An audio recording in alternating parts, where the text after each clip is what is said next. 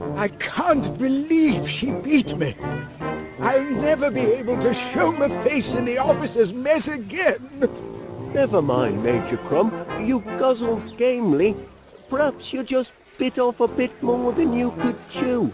Perhaps a man must know his limits.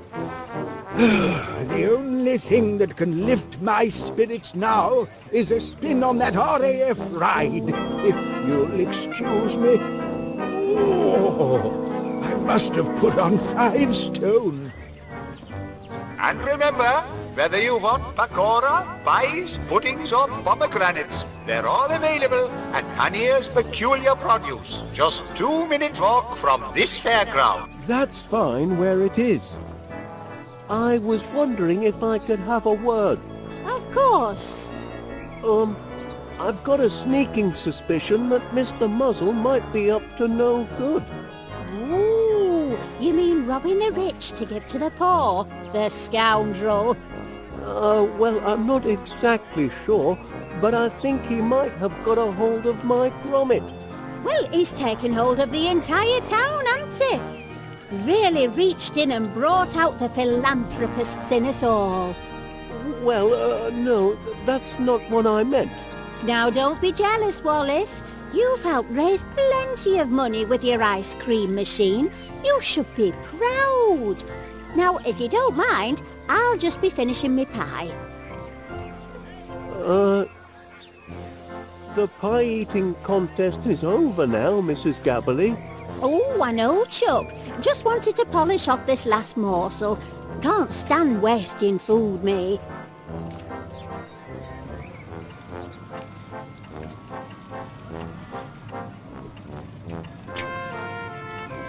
Maybe you two would like to share a balloon? Oh, I don't go near balloons. They make my hair stand on end.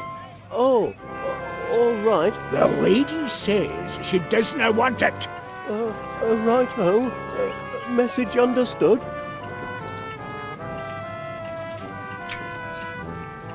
Well, no.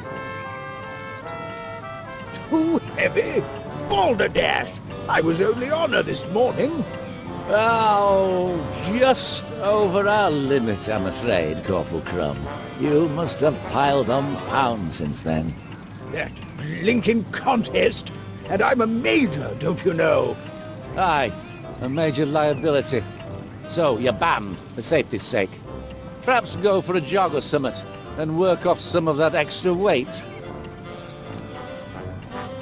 How much pie did you eat, Major? Not enough, clearly. That old granny has a devilish appetite. Probably possessed by a parasite or two.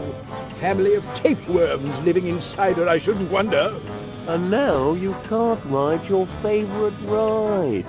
Oh, what a pity. Over the limit, I'm afraid. Bureaucratic nonsense. Never used to fret about namby-pamby weight restrictions in the army. We'd cram 20 men in a truck, 3 on a bicycle, 5 in a bunk. But you're only slightly too heavy, Major. Yes, so I'll stand here till I've dropped the weight. With a finely tuned metabolism like mine, I'll burn it off in a few short hours. Let's have a look. Ah! Panier's Peculiar Produce, for all your favorite foodstuffs, and some you probably never knew existed. Hello, Wallace. A note, Mr. Pannier. Your home smells of a patch of mold? Hey, Mr. Pannier, you've clearly never been to the House of Gabberley, and now you never will.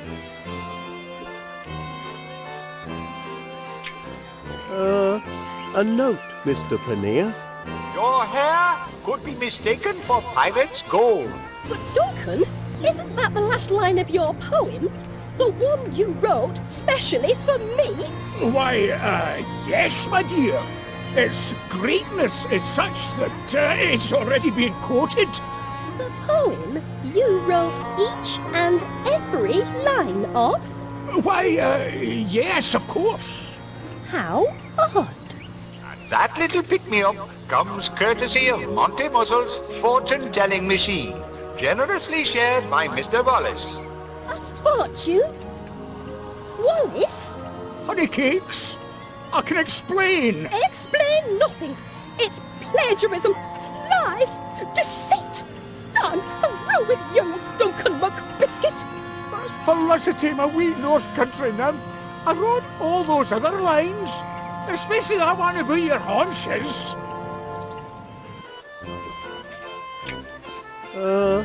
A note, Mr. Paneer.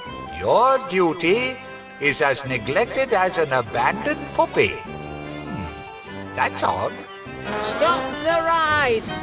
That's enough. Suppose I'd better get back to the station. Duty calls. Can I interest you in a balloon, Paneer? No, thank you, Wallace. I'm plenty preoccupied with this microphone.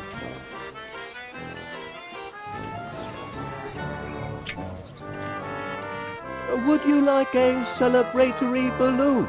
Oh, that's sweet of you. But I think I'll just enjoy this last piece of pie first. From sweet to savory, pickled to preserved, and fresh to frozen, Panier's peculiar produce has it all. Plus, we also sell umbrellas, beach balls, indoor barbecue equipment, and a full range of domestic fire extinguishers.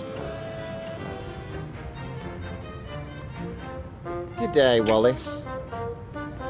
Constable Dibbins, Yes, Wallace, what is it? I need to report a crime, a kidnapping, foul play at the fair. Whoa, slow down there, Wallace. That's a very serious allegation. Now, carry on. What happened at the fair exactly? It's Mr. Muzzle. He's a wolf in dog's clothing. I mean a sheep. He's sheep-napped Gromit. I mean dog-napped. It trapped him inside his ride, he has. Trapped your grommet? Inside the ride that I just spent hours inspecting? And why would he do something like that? Well, I couldn't say for sure. So, you mean to tell me that a man has gone out of his way to construct an elaborate fundraising event for the sole purpose of kidnapping your pooch? Well, no. Mr. Wallace, you are aware that fabricating evidence and making malicious allegations is against the law? Yes, but... Then you ought to put a sock in it while you still can.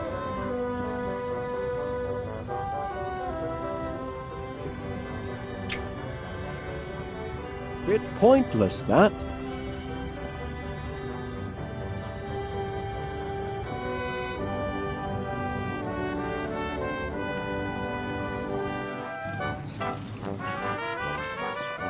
With the tiniest little lift, I'd be cleared for takeoff. A balloon, Major Crumb? Who doesn't love a festive balloon? Used to tie the old balloon to our knapsacks when we were in the long grass to distinguish ourselves from the enemy. Perhaps you're ready for the ride now? You might be right. I'm feeling lighter on my feet already. Well, weight limit passed. All aboard. Wahoo! Tucked away! Cabin doors to manual. Ready for takeoff. Blam! Meow! Good heaven! Major Crumb's carrying too much excess baggage. The ride's going to burst its seams. We've been hit! Oh, my giddy aunt. Oh my! Those poor dogs were trapped inside of that dreadful machine the Gromit! entire time. Gromit! Are you all